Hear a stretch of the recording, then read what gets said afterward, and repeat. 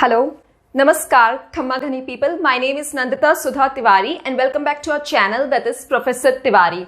Today we will gonna start with a new chapter, that is Thermodynamics from class 11 syllabus.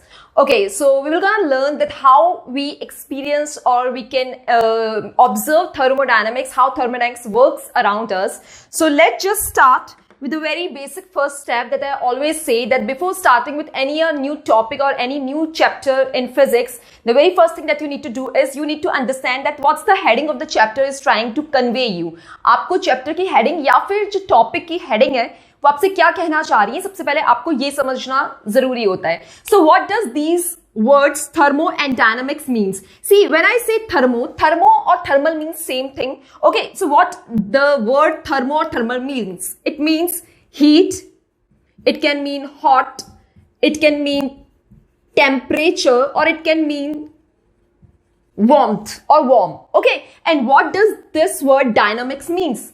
Dynamics means when an object is moving, an object is in motion. And when will be an object will be in motion?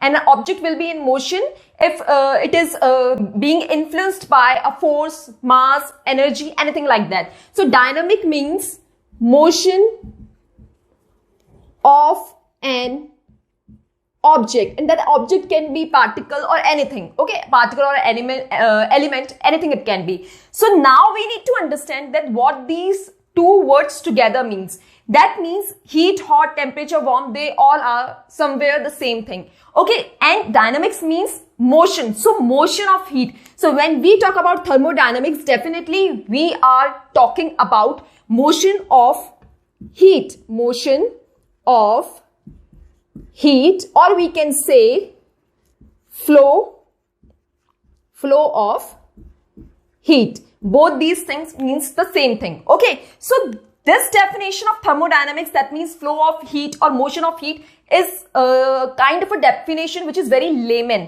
मतलब एक journal English में अगर आप thermodynamics समझना चाहेंगे तो उसका मतलब होता है हीट का फ्लो होना या फ्लो ऑफ हीट और a motion of heat. But we need to also understand thermodynamics in a more physics way, in a more research oriented way. So before moving to the journal definition of thermodynamics, first I will gonna ask you to do the second step. And what's the second step? The second step is, as I always say, the second step is basically divided into three parts. Observe the universe around you, imagine the things around you, and then feel them up together. Okay, so how you can observe thermodynamics around you, imagine it, and then feel it up. How it is possible? See, it doesn't matter whether a person is physics, whether the person has a knowledge of physics, or whether the person is educated or not, but physics still works around us. Science still does work around us. Okay, so what's the first example? The first example of thermodynamics that you might have, you must have experienced around you, and that is rubbing of hands. So when it happens, for example in winters, you want to keep yourself warm. ठीक है, आप अपने आप को मतलब गर्म रखना चाहते हैं तो आप क्या करते हैं? You basically wear woolen clothes. आप heater use करते हैं. But the very first thing that we usually do, even if we are wearing the warm clothes, we do this. We rub our palms together. Why we do that? Because even if we are not aware about the thermodynamics, even if we are not aware about physics, or even if we are not aware about science, still we do this. We rub our hands in winters. Why we do that? We do that because work done in rubbing our hands. जो हम ये rub करने में जो हम काम कर रहे हैं, because of that, heat gets produced. उसके कारण क्या produce होती है? Heat produce होती है. तो ये heat produce होने के कारण आप warm feel करते हैं. तो knowingly, intentionally, unintentionally, ये एक इसका example हो गया. दूसरा example क्या हो सकता है? Sweating in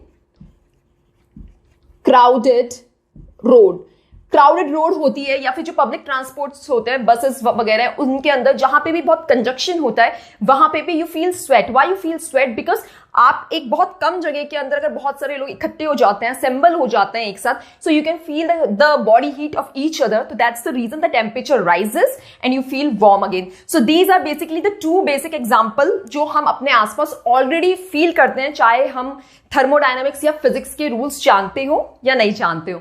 okay, so now let's move ahead in more towards more general definition, means standard definition of physics, standard definition of thermodynamics. So what is thermodynamics? We have already understood that thermodynamics means flow of heat. Okay, but now we need to move ahead towards the standard definition. Why we are doing so? देखिए standard definition समझने का reason एक ये होता है कि when we study physics in 11th standard, this is the basic of thermodynamics, means which we are studying in 11th standard. ये basic है thermodynamics का इस क्लास में. But ये confirm है कि अगर आपने 11th में physics लिए तो maybe आप आगे BTech करेंगे और maybe you will gonna go for the advanced degrees like bachelor's, master's and PhD. तो आपके jargon words is very important to use in physics. तो हम उनके terms में भी हम समझेंगे. तो देखिए सबसे पहली बात क्या है कि thermodynamics जो है वो एक ब्रांच है फिजिक्स की. You can say physics is the main tree. Physics जो है वो मेन ट्री है और फिर उनकी डिफरेंट ब्रांचेस हैं. And thermodynamics is one of its branch. Quantum is other branch. Astrophysics is other branch. Nuclear is there. Solid state physics is there. Mechanics is there. So all these are different branches of physics. ठीक है, तो हम इसकी definition देखिए किस तरीके से start करेंगे. जो जर्नल स्टैंडर्ड डेफिनेशन होती है थर्मोडायनेमिक्स की, हाउ वी स्टार्ट, वी से thermodynamics is the branch of physics. ये physics की branch है. Why we write in this way? Because this is the very first step where we introduce that from where does thermodynamics belong. Thermodynamics कहाँ belong करती है? तो हम कहते हैं कि thermodynamics is the branch of physics which deals with the study of transformation of heat into other form of energy or vice versa. What does this mean? Means in the first line we introduce that from where thermodynamics is coming. Thermodynamics is the branch of physics. It is coming from physics. Okay. Then in the second line we define thermodynamics कि thermodynamics क्या है, क्यों है वो physics में, किसके साथ deal करती है. और स्टडी वर्ड इसलिए हम यूज करते हैं बिकॉज ये एक रिसर्च ओरिएंटेड ब्रांच है. ये एक रिसर्च ओरिएंटेड ब्रांच है. तो स्टडी का हमें मतलब है कि रिसर्च ओरिएंटेड, ये एक आपको किस बारे में आप इसमें पढ़ेंगे या इसमें किस चीज के लिए काम होता है.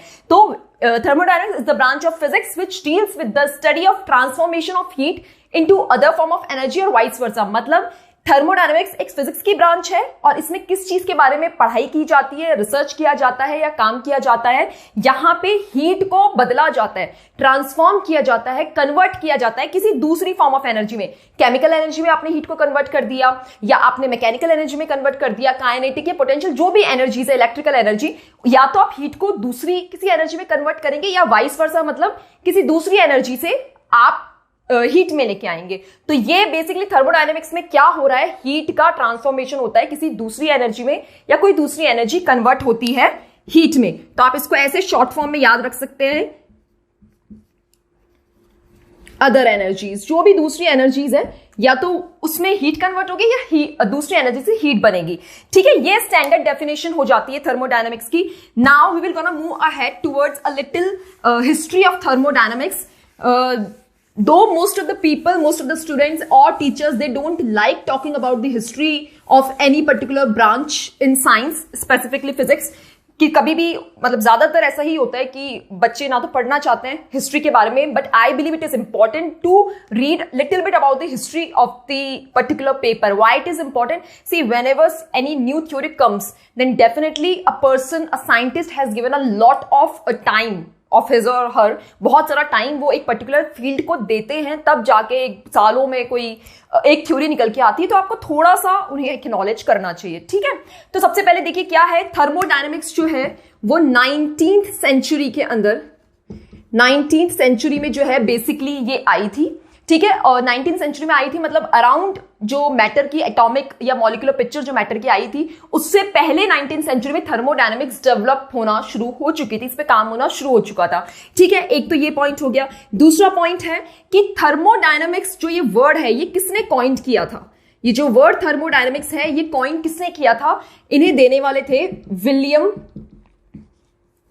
विलियम थॉमसन, ठीक है, विलियम थॉमसन, और ये आई थिंक कुछ अराउंड 1749 के अंदर, तो 19th सेंचुरी में आई थी, और वर्ड थर्मोडायनेमिक्स दिया था विलियम थॉमसन ने 1749 के अंदर, ठीक है। दूसरी इंपॉर्टेंट चीज इसके अंदर, थर्ड इंपॉर्टेंट चीज क्या है कि एक तरह से जो हम कहते हैं ना, किसी भी पेपर या किसी भी ब्रांच के फादर या mother of this particular branch, और जो भी है फादर या मदर जो भी आप कहें, तो थर्मोडायनेमिक्स के अंदर जो फादर ऑफ थर्मोडायनेमिक्स कहा जाता है, जिन्हें बहुत ज्यादा जिन्होंने कॉन्ट्रीब्यूशन किया है थर्मोडायनेमिक्स के अंदर, उनका नाम क्या था?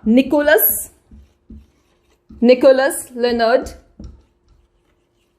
सादी कार्नोट। और ये कुछ काम जो है इन्होंने 1824, आप एक तरह से कह सकते हैं कि मतलब हाई पीक था जब थर्मोडायनेमिक्स में सबसे ज्यादा काम हुआ। तो ये साडी कार्नोट, इनकी कार्नोट साइकिल भी अब हम आगे थर्मोडायनेमिक्स में पढ़ेंगे, जिसपे पूरी थर्मोडायनेमिक्स एक्चुअली बेस्ड है।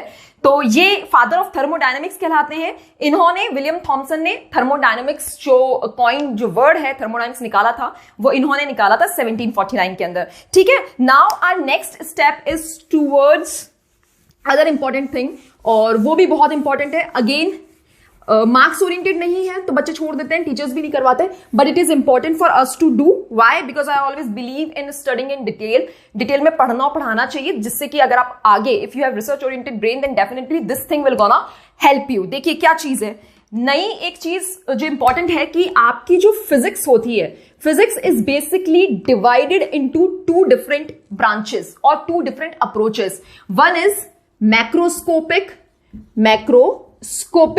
एंड अदर इज माइक्रोस्कोपिक, ठीक है। फिजिक्स की जितनी भी ब्रांचेस होंगी, either it will gonna follow the macroscopic science और macroscopic approach, or it will gonna follow the microscopic branch or the microscopic approach. As the name suggests, macroscopic, what does this word macroscopic means? Macroscopic means large, मतलब इसके अंदर large particles की बात होती है, या बड़े पार्टिकल्स की बात, बड़े पार्टिकल्स, बॉडी, ऑब्जेक्ट, आप कुछ भी कह लें, तो मैक्रो लेवल पे बात होती है, ठीक है। और वही माइक्रोस्कोपिक की अगर हम बात करें, तो माइक्रोस्कोपिक में आपको नाम से पता लग रहा है वेरी स्मॉल, बहुत स्मॉल जो चीजें होंगी, पार्टिकल्स होंगे, मॉलिक्यूल्स होंगे, एटम्स होंगे, ऑब्जेक्ट्स होंगे, वो बहुत स्मॉल होंगे। आप जानते हैं मैथमेटिकली इसको 10⁻⁻6 भी लिखते हैं, सो 10⁻⁻6 इज वेरी स्मॉल। तो मैक्रोस्कोपिक फिजिक्स की जो भी ब्रांच मैक्रोस्कोपिक फॉलो करेंगी अप्रोच या साइंस को, वो लार्ज ऑब्जेक्ट्स के बारे में बात करेंगी या बड़ी चीजों के बारे में बात करेंगी, और वही माइक्रोस्कोपिक को वो फॉलो करेंगी जो माइक्रो लेवल के ऊपर डिटेल के अंदर जाके काम कर रहे हैं, ठीक है। इसका बेसिक एग्जांपल बताऊं, ये जो थर्मोडायनेमिक्स आप अभी 11th स्टैंडर्ड में पढ़ते हैं, या आप बेसिकली जेईई या नीट के एग्जाम के लिए पढ़ते हैं, this is basically not only thermodynamics, it is classical thermodynamics. Why the word classical? Whenever we use classical with any of the branch of physics, physics की किसी भी ब्रांच के साथ में अगर आप classical word use करते हैं, that means we are talking about the starting of that branch, we are talking about the old branch, ठीक है। आगे कैसे दूसरी ब्रांच थर्मोडायनेमिक्स की आई, वो भी हम अभी बात करने वाले हैं, बट क्लासिकल थर्मोडायनेमिक्स मतलब जो आप 11th स्टैंडर्ड के अंदर पढ़ रहे हैं, वो क्या फॉलो करती है? वो मैक्रोस्कोपिक साइंस कहलाती है, या मैक्रोस्कोपिक अप्रोच को वो फॉलो करती है। हाउ?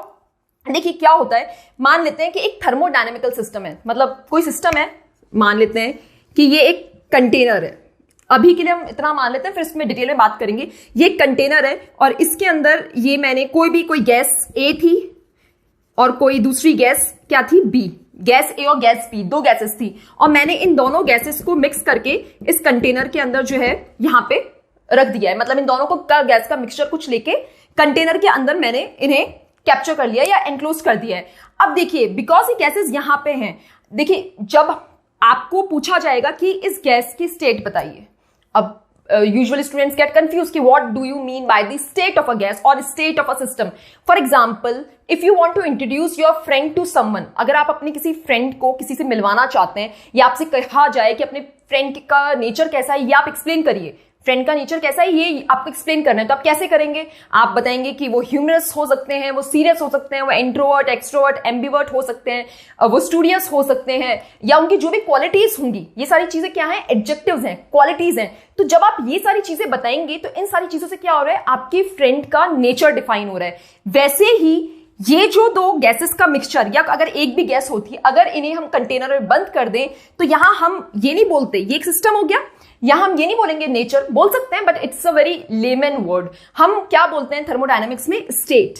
हम क्या बोलते हैं? इस सिस्टम की स्टेट बताइए। स्टेट का मतलब यही है कि नेचर बताइए या फिर बिहेवियर बताइए। तो नेचर बताने के लिए तो आपने क्या यूज करी थी? आपके फ्रेंड की क्वालिटीज यूज करी आपने अलग अलग।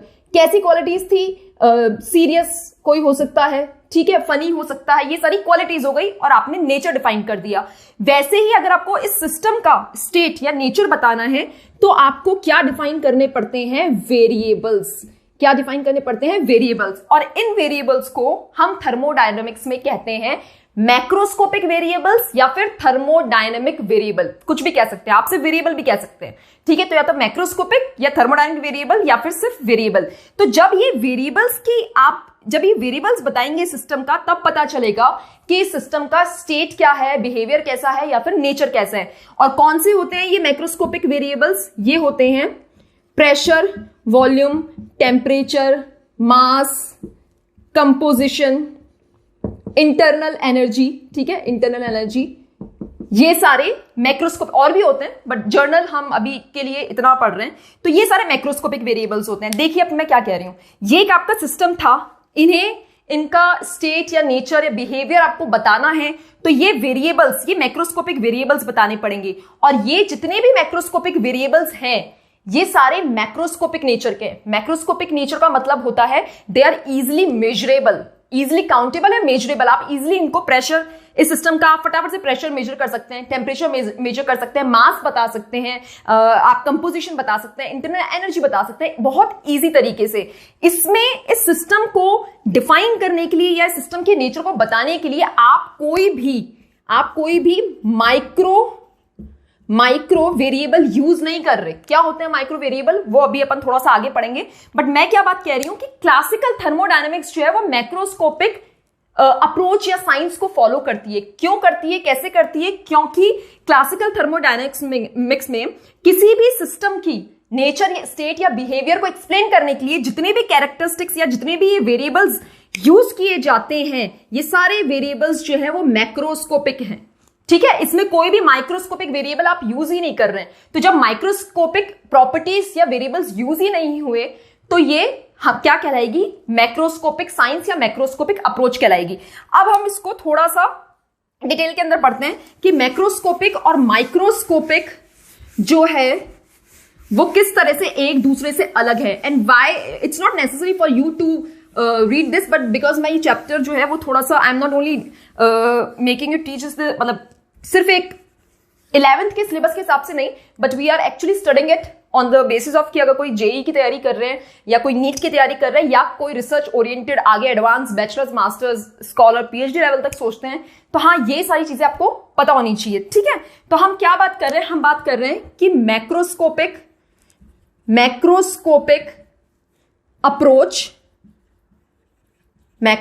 Approach and the other is microscopic approach. These are two approaches, ठीक है। ये अप्रोच देखिए क्या होता है, जब भी कोई आप रिसर्च करते हैं, कोई भी रिसर्च करें आप फिजिक्स के अंदर, थर्मोडायनेमिक्स से रिलेटेड करें या किसी से भी रिलेटेड करें, आपको अपना गोल डिसाइड करने के बाद, अपना रिसर्च टॉपिक डिसाइड करने के बाद आपको सबसे पहले ये बताना पड़ता है खुद को कि आपने इस रिसर्च को करने के लिए मैक्रोस्कोपिक अप्रोच फॉलो करिए या माइक्रोस्कोपिक अप्रोच फॉलो करिए। तभी आप देख सकते हैं कि आपको किस तरह का रिजल्ट मिलेगा, क्योंकि दोनों अप्रोचेस एक दूसरे से डिफरेंट है और दोनों के आउटपुट या कंक्लूजन्स भी डिफरेंट आएंगे, ठीक है। So how it will gonna move, see जब हम मैक्रोस्कोपिक अप्रोच की बात करते हैं तो मैक्रोस्कोपिक अप्रोच का मतलब क्या होता है? certain quantity of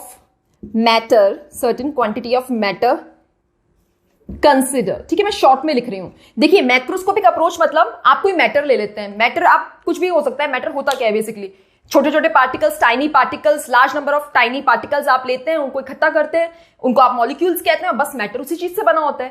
तो यहां पे क्या होता है कि हम एक मैटर ले लेते हैं, कोई भी हो सकती है, आपकी गैस हो सकती है, आपका लिक्विड हो सकता है, कोई सॉलिड हो सकता है, या किसी के दो का कॉम्बिनेशन भी हो सकता है। वो मैटर लेते हैं एंड दैट्स इट, आप उसको ऊपर सरफेस लेवल पे ही उसकी स्टडी करी जाती है। तो मैक्रोस्कोपिक अप्रोच में क्या कर रहे हैं, हम मॉलिक्यूलर लेवल पे नहीं जा रहे, हम मॉलिक्यूलर लेवल पे नहीं जा रहे होते हैं, हम सिर्फ मैक्रोस्कोपिक उसके अंदर क्या करते हैं कि मैटर लेते हैं और उसकी सरफेस लेवल पे ही जो चीजें हैं, कुछ प्रेशर, वॉल्यूम, टेम्परेचर, उसी को स्टडी करते हैं। हम मॉलिक्यूलर लेवल मतलब 10⁻⁻⁶ मॉलिक्यूलर लेवल का मतलब हो गया वो मैटर जिन पार्टिकल से बना है उनके बिहेवियर तक हम नहीं जाते उसको जज करने के लिए या एनालाइज करने के लिए। वहीं माइक्रोस्कोपिक अप्रोच के अंदर देखिए क्या होता है, माइक्रोस्कोपिक अप्रोच के अंदर, क्योंकि जैसे नाम है माइक्रोस्कोपिक, 10⁻⁻⁶ मतलब बिल्कुल टाइनी लेवल पे जाएंगे आप। इसके अंदर क्या होता है, इसके अंदर हम मॉलिक्यूलर लेवल पे एनालिसिस करते हैं, मॉलिक्यूलर लेवल पे क्या करते हैं, एनालिसिस, मॉलिक्यूलर लेवल पे एनालिसिस करते हैं। मैटर लेंगे, मैटर किससे बना होता है, मॉलिक्यूल से, मॉलिक्यूल्स किससे बने होते हैं, टाइनी टाइनी पार्टिकल्स की असेंबली से, उनको डिटेल के अंदर स्टडी किया जाता है। यहां पे मतलब ये डिटेल ओरिएंटेड बात हो गई और ये सरफेस लेवल पे बात हो गई। तो ये पहला डिफरेंस था। अब देखिए सेकंड डिफरेंस जो है वो क्या होता है। सेकंड डिफरेंस, आपके पास में जो भी सिस्टम है, सिस्टम या मैटर, आप वो सिस्टम या मैटर का बिहेवियर बताते हैं। तो behaviour of a system, behaviour of a system, ये बताने के लिए आप टोटल एनालिसिस करते हैं, टोटल एनालिसिस। मैक्रोस्कोपिक अप्रोच अगर आप फॉलो करें तो आप क्या करेंगे, जो भी आपने मैटर या सिस्टम है आपका, उसके अंदर अगर कुछ भी चेंज आया है, कुछ भी थोड़ा बहुत चेंज आया है, तो आप पूरे सिस्टम को देखेंगे कि पूरे सिस्टम पे क्या उससे फर्क पड़ रहा है। वहीं माइक्रोस्कोपिक अप्रोच के अंदर आप क्या करते हैं, माइक्रोस्कोपिक अप्रोच के अंदर आप जो है किसी भी, अगर आपको मैटर का या सिस्टम का आपको बिहेवियर पढ़ना है या समझना है कि इसका क्या बिहेवियर है, तो आपको स्ट्रक्चर ऑफ मैटर की नॉलेज होनी जरूरी है। स्ट्रक्चर ऑफ मैटर, ठीक है, स्ट्रक्चर ऑफ मैटर की नॉलेज होनी आपको बहुत जरूरी है। स्ट्रक्चर ऑफ मैटर मतलब ये अगेन एक दूसरी ब्रांच होती है फिजिक्स की, मटेरियल साइंस करके रिसर्च लेवल पे आती है। बट आपको जो भी आपका मैटर है उसके स्ट्रक्चर की नॉलेज होना जरूरी है, तभी आप वो पूरे सिस्टम का आप बिहेवियर बता पाएंगे। जबकि इसके अंदर आप सिर्फ ये एनालाइज करते हैं कि अगर मैंने ये इनपुट दिया, मतलब ये चीज इसमें अगर मैंने डाली, तो मुझे आउटपुट जो मिल रहा है उसके कारण क्या पूरे सिस्टम पे कोई दूसरा और भी जो वेरिएबल्स है उन पे भी फर्क पड़ रहा है। तो ये बहुत सरफेस लेवल पे अगेन चीज हो गई, ठीक है। अब देखिए जो तीसरा इसका एग्जांपल है या जो तीसरा डिफरेंस है वो क्या होता है। Third difference is about what, third difference में यहां पे आता है क्लासिकल थर्मोडायनामिक्स। क्लासिकल थर्मोडायनामिक्स, जैसे मैंने कहा कि मैक्रोस्कोपिक अप्रोच कौन फॉलो करता है, क्लासिकल थर्मोडायनामिक्स। वहीं माइक्रोस्कोपिक अप्रोच कौन फॉलो करता है, स्टैटिस्टिकल थर्मोडायनामिक्स। क्या फर्क है देखिए, क्लासिकल थर्मोडायनामिक्स, आप स्टैटिस्टिकल थर्मोडायनामिक्स पे काम नहीं कर सकते अगर आपको क्लासिकल थर्मोडायनामिक्स की नॉलेज नहीं है। मतलब अगर आपका थर्मोडायनामिक्स का फाउंडेशन क्लियर नहीं है तो आप स्टैटिस्टिकल पे जा ही नहीं सकते। बट स्टैटिस्टिकल थर्मोडायनामिक्स जो है ये बहुत डिटेल में रिसर्च ओरिएंटेड ब्रांच है, जो आप बैचलर्स या मास्टर्स या आगे पीएचडी लेवल पे जो है इसमें काम होता है, प्रोबेबिलिटीज वगैरह की इसके अंदर बात करी जाती है। वहीं यहाँ पे तो आपने अभी देख ही लिया कि कोई भी सिस्टम है, प्रेशर देखिए, वॉल्यूम देखिए, मास देखिए, टेम्परेचर, इंटरनल एनर्जी, और आप थोड़ा बहुत उसके बारे में बिहेवियर सिस्टम का बता सकते हैं, ठीक है। दूसरा लास्ट डिफरेंस, इसमें जो भी प्रॉपर्टीज यूज होती है मैक्रोस्कोपिक अप्रोच में, जो भी प्रॉपर्टीज आप यूज कर रहे हैं या जो भी वेरिएबल्स आप यूज कर रहे हैं, जैसे कि मान लीजिए प्रेशर, वॉल्यूम, टेम्परेचर, मास या कंपोजिशन, ये सारे के सारे वेरिएबल्स को मेजर करना बहुत आसान होता है।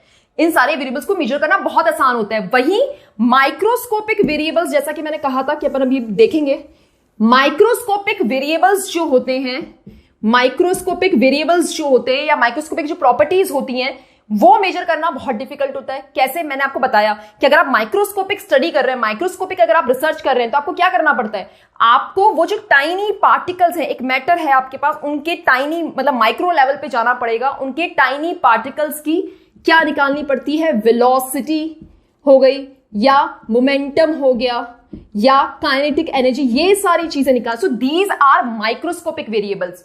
ये आप सुपरफिशियल या सरफेस लेवल पे नहीं निकाल सकते हैं। आपको कोई बस अगर मूव कर रही है तो आप उनकी वेलोसिटी निकाल लेंगे, काइनेटिक एनर्जी जो है निकाल लेंगे, मोमेंटम जो है वो निकाल लेंगे। बट माइक्रो लेवल पे अगर आपको कह दिया जाए कि ये इतना टाइनी पार्टिकल है, ये इतना आपको मैटर दिया, इसके टाइनी पार्टिकल की वेलोसिटी, काइनेटिक एनर्जी या मोमेंटम निकालिए, it is very very very difficult, बहुत डिफिकल्ट होता है। तो यहां इन वेरिएबल्स का मेजरमेंट करना आसान है और इनका करना बहुत डिफिकल्ट है। That's the reason statistical thermodynamics जो है वो एक रिसर्च ओरिएंटेड ब्रांच है, जिसमें बहुत सारा काम जो है वो ऑफकोर्स साइंटिस्ट कर रहे हैं या पीएचडी स्कॉलर्स जो है वो कर रहे हैं। So this is the basic difference between micro and macro approaches used in science, ठीक है, यूज्ड इन फिजिक्स स्पेसिफिकली। अब हम जो नेक्स्ट चीज के ऊपर आएंगे वो है, देखिए थर्मोडायनेमिक्स तो आपको पता है, क्लासिकल थर्मोडायनेमिक्स जो है वो क्या फॉलो करती है, मैक्रोस्कोपिक अप्रोच। वैसे ही फिजिक्स की दूसरी ब्रांच मैकेनिक्स और थर्मो दोनों ही, मैकेनिक्स एंड क्लासिकल थर्मोडायनेमिक्स जो है वो दोनों ही क्या फॉलो करती है, मैक्रोस्कोपिक अप्रोच फॉलो करती है। तो दोनों अगर मैक्रोस्कोपिक अप्रोच करती है तो दोनों में डिफरेंस क्या है। मैकेनिक्स क्या होती है, mechanics is the branch of physics which deals with the study of motion of any object और particle under the influence of force और टॉर्क। मैकेनिक्स तो अपने अभी अपने 9th का एक सिलेबस कंप्लीट किया, वहां पे हमने देखा कि अगर कोई भी ऑब्जेक्ट मूव कर रहे हैं, मोशन में है किसी फोर्स के कारण या टॉर्क के कारण, तो वो चीज किसमें आती है, मैकेनिक्स में। थर्मोडायनेमिक्स, मान लीजिए ये आपके पास में एक सिलेंडर है, आपने ये अंदर कुछ गैसेस इसमें कर दी है और यहां नीचे इनके ये ऐसे टायर लगा दिए हैं। अब अगर ये सिलेंडर या ये जो गाड़ी है इसमें कंटेनर रखा हुआ है, अगर ये मूव कर रहा है, thermodynamics is not concern about the movement of this whole vehicle. ये जो आपकी गाड़ी होगी या जो व्हीकल है, इनके मूवमेंट से वो कंसर्न नहीं है। थर्मोडायनेमिक्स किससे कंसर्न है, ये चाहे कितनी भी वेलोसिटी से मूव करे, thermodynamics has nothing to do with it. Thermodynamics किसकी बात करेगी कि ये जो कंटेनर में जो गैसेस है, क्या इनके प्रेशर में चेंज आया, क्या इनके वॉल्यूम में चेंज आया, क्या इनके टेम्परेचर, मास, कंपोजिशन, इन चीजों में चेंज आया। अगर इन चीजों में अंदर, इन गैस के या सॉलिड के या लिक्विड के अंदर इन वेरिएबल्स में चेंज आ रहा है, तो वो थर्मोडायनेमिक्स की बात करती है। तो यहां पे मैकेनिक्स में हम total movement of the body देखते हैं और यहां थर्मोडायनेमिक्स में we are only concern about the changes that is getting placed inside the container, not about the whole movement of the body। ठीक है, ये चीज हो गई। तो ये इनके बीच में डिफरेंस है। अब हम इसमें नेक्स्ट चीज जो पढ़ेंगे वो है about what it is about, it is about thermodynamical system, thermodynamical system. क्या होता है थर्मोडायनेमिकल सिस्टम, जैसे मैंने आपको बताया कि मान लीजिए ये आपका एक कंटेनर है, बॉक्स है या कुछ भी सिलेंडर है, ठीक है, इसके अंदर किस किस तरह से आप किस किस चीज को आप थर्मोडायनेमिकल सिस्टम कहेंगे। अगर इसमें गैस है तो भी थर्मोडायनेमिकल सिस्टम कहलाएगा, अगर आपने सॉलिड ले लिया है कोई, वो तब भी कहलाएगा, लिक्विड ले लिया है तब भी कहलाएगा, और अगर इनमें से किसी का कॉम्बिनेशन आपने बनाया है, अगर आपने इनमें से किसी का कॉम्बिनेशन भी बनाया है तो भी एक थर्मोडायनेमिकल सिस्टम कहलाएगा। So basically what is thermodynamical system, it is the assembly of large number of particles। It is the assembly of large number of particles। बहुत सारे particles, atoms या molecules जो है उनकी असेंबली, जब बहुत सारे पार्टिकल्स, मॉलिक्यूल्स इकट्ठे हो जाते हैं, असेंबली मतलब इकट्ठा होना, एक साथ आना, गैदरिंग होना, तो एटम्स, मॉलिक्यूल्स, पार्टिकल्स जब ये एक साथ इकट्ठे हो जाते हैं तो आप कहते हैं ये एक थर्मोडायनेमिकल सिस्टम बन गया। और ये तीनों फॉर्म में हो सकता है, ये गैस भी हो सकता है, सॉलिड भी हो सकता है, लिक्विड भी हो सकता है, या फिर इनका आपस में कोई कॉम्बिनेशन भी हो सकता है। ठीक है, अब हम नेक्स्ट चीज जो देखेंगे वो है व्हाट इज थर्मोडायनेमिक इक्विलिब्रियम या फिर थर्मल इक्विलिब्रियम। किसकी बात कर रहे हैं अब हम, थर्मल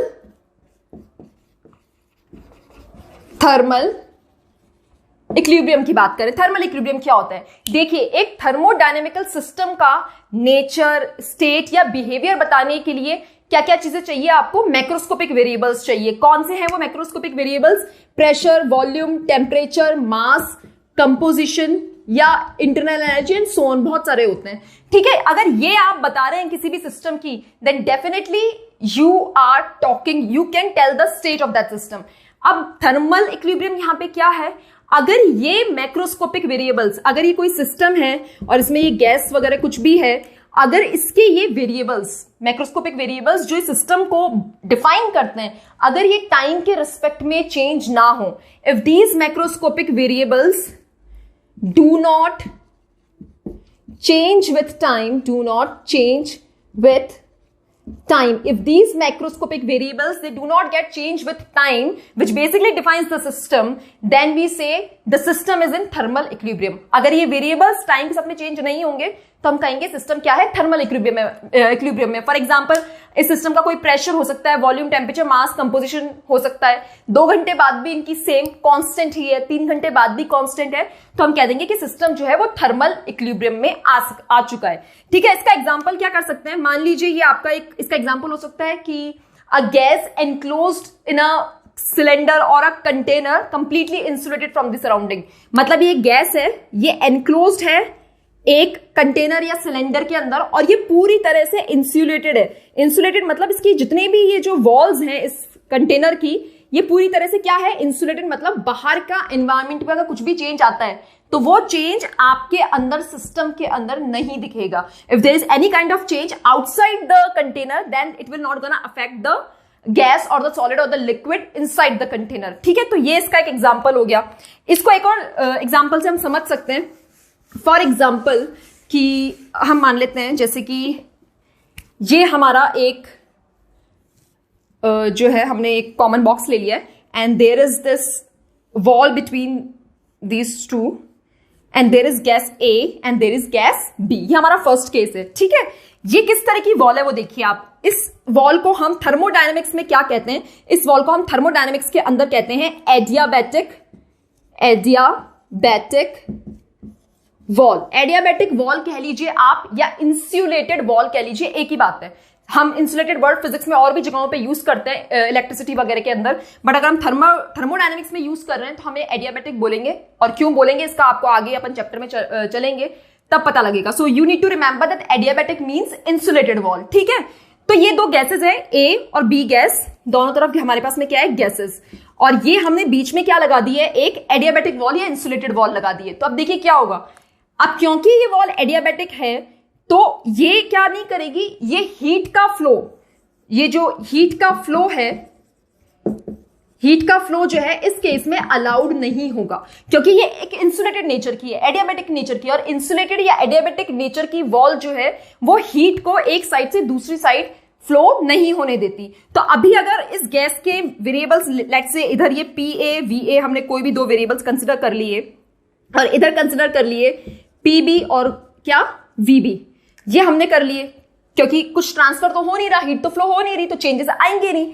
अब नाउ लेट्स से कि हमारे पास में सेकंड केस, एक और केस है जिसमें अगेन सेम गैसेस है और ये वॉल है, सेम गैसेस है, this is A and this is B.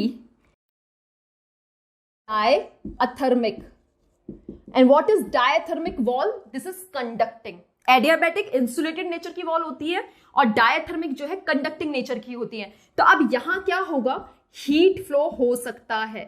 यहां क्या होगा, हीट फ्लो इज अलाउड. यहां पे हीट फ्लो अलाउड है. तो अब क्योंकि इस कंडीशन में तो हीट फ्लो अलाउड नहीं था तो इनके वेरिएबल्स हमने कंसिडर कर लिए कि पी ए वी ए कुछ हो गए और पीबी वीबी जो है वेरिएबल्स इसके स्टार्टिंग के अंदर कुछ होंगे. अब सेम गैस थी, हमने यहां पे क्या करा है, कंडक्टिंग वॉल लगा दी है या डायथर्मिक वॉल लगा दी. अच्छा, बाकी जो ये वॉल्स हैं, ये जो बाकी वॉल्स हैं साइड की, ये इंसुलेटेड ही है. ऐसा नहीं कि आप सोचें ये जो बाकी कॉर्नर की वॉल्स हैं ये इंसुलेटेड ही होती है, मतलब बाहर से तो कोई असर अंदर होगा नहीं. ठीक है, अभी यहाँ पे क्या है, आपकी डायथर्मिक वॉल है, कंडक्टिंग नेचर की वॉल है, तो हीट फ्लो होगा. तो हीट फ्लो होगा तो डेफिनेटली आपके मैक्रोस्कोपिक वेरिएबल्स में क्या होगा, चेंज आएगा. तो लेट्स से अभी इस केस के अंदर हमने क्या मान लिया, पी ए डैश और वी ए डैश कुछ हो जाएगा और इधर के लिए आपका क्या हो सकता है, पी बी डैश और कुछ वी बी डैश जो है आपके वेरिएबल्स हो जाएंगे. मतलब जैसे ही आपने कंडक्टिंग वॉल यहां पे लगाई तो डेफिनेटली हीट तो फ्लो होगी. हो सकता है आपके दोनों तरफ सिर्फ प्रेशर ही चेंज हो सकता है दोनों तरफ आपके सिर्फ वॉल्यूम ही चेंज हो सकता है दोनों ही कंपोनेंट चेंज हो जाए या और कोई कंपोनेंट चेंज हो जाए.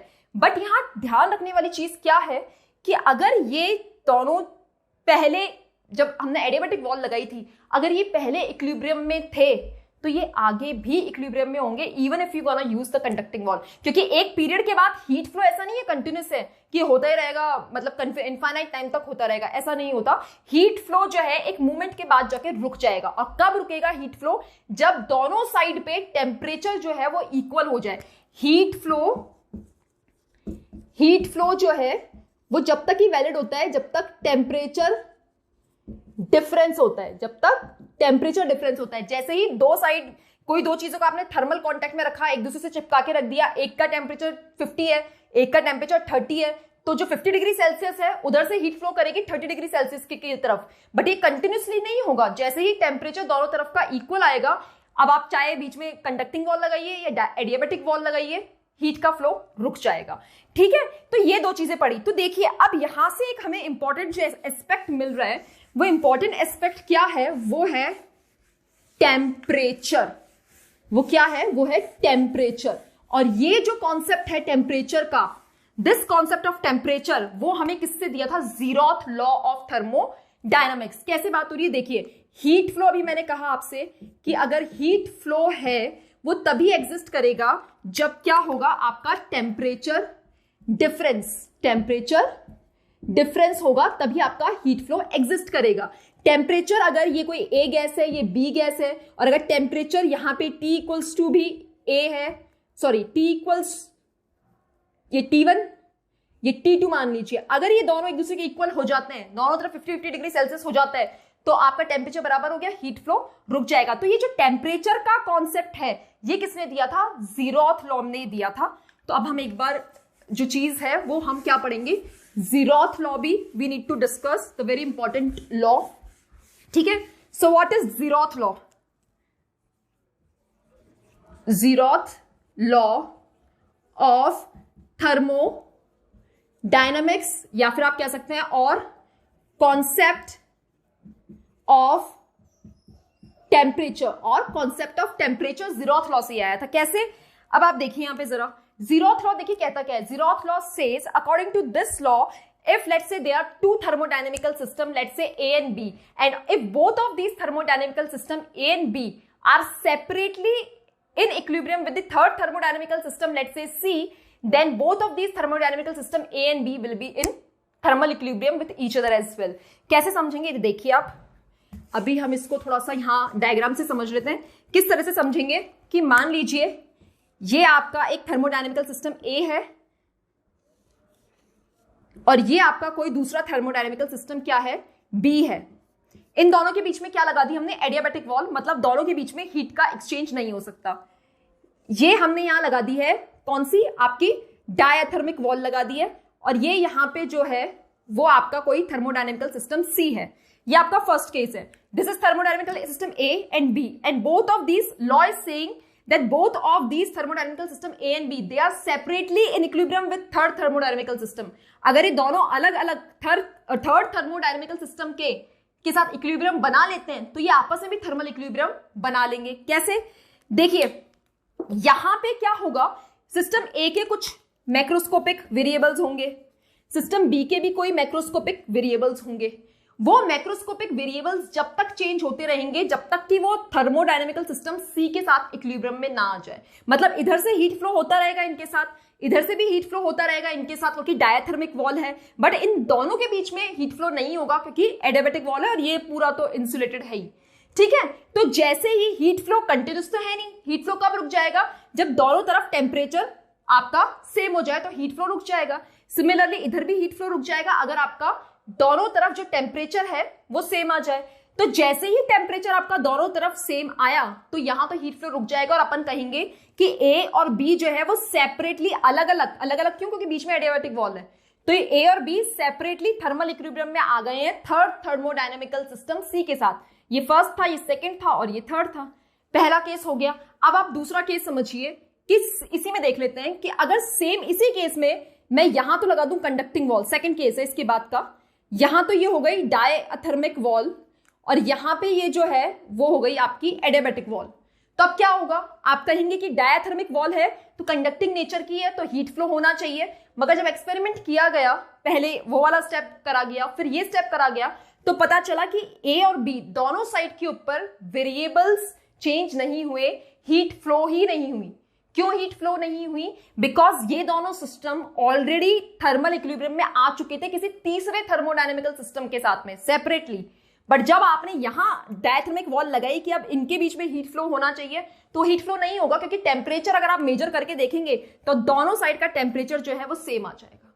तो ये thermodynamical zeroth law of thermodynamics था कि if two thermodynamical system A and B, if these are separately in thermal equilibrium with the third thermodynamical system C, then both of these system will also be in thermal equilibrium with each other।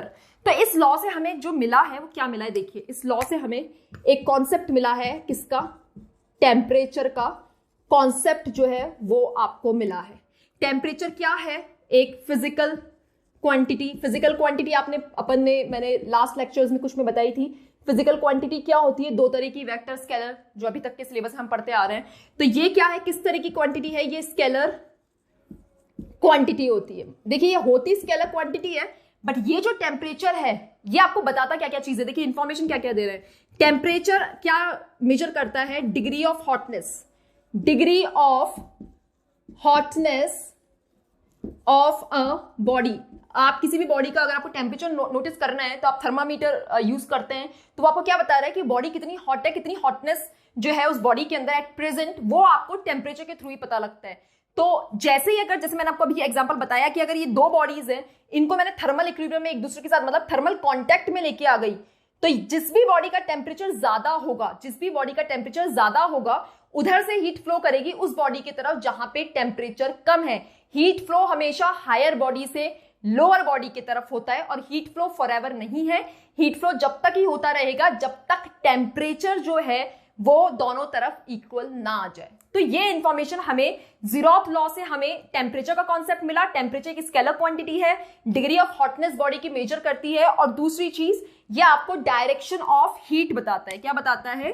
Direction. इनका तो खुद का तो कोई direction नहीं होता, but direction of heat बताता है, जो कि हायर बॉडी से लोअर बॉडी के तरफ होता है। ठीक है, सो दैट्स ऑल। बट एक और इंपॉर्टेंट चीज अपन देख लेते हैं यहां पे, छोटी सी चीज है, that is about the history of zeroth law. Again zeroth law जो है वो किसने दिया था? जीरोथ लॉ दिया था R.H. फाउलर ने। Zeroth law was given by R.H. Fowler in I guess 1931। 1931 में जीरोथ लॉ जो है वो R.H. फाउलर ने दिया था। और इस लॉ की एक और स्पेशल बात है, क्योंकि जीरोथ लॉ जो है उन्होंने डिस्कवर किया था, टेम्परेचर का कॉन्सेप्ट दुनिया में जीरोथ लॉ के थ्रू ही आया था। बट जीरोथ लॉ से पहले थर्मोडायनेमिक्स के फर्स्ट और सेकंड लॉ ऑलरेडी आ चुके थे। थर्मोडायनेमिक्स का फर्स्ट और सेकंड लॉ आ तो चुके थे, बट उनमें कुछ ड्रॉबैक्स थे, कुछ क्लीशियस थे, कुछ प्रॉब्लम्स थी। वो प्रॉब्लम्स इसलिए थी क्योंकि टेम्परेचर को वो डिफाइन नहीं कर पा रहे थे। वो हम आगे पढ़ेंगे कि फर्स्ट लॉ क्या होता है, उनके क्या ड्रॉबैक्स थे। बट फर्स्ट और सेकंड लॉ दोनों ही टेम्परेचर जैसी कोई चीज है ये नहीं बता पा रहे थे।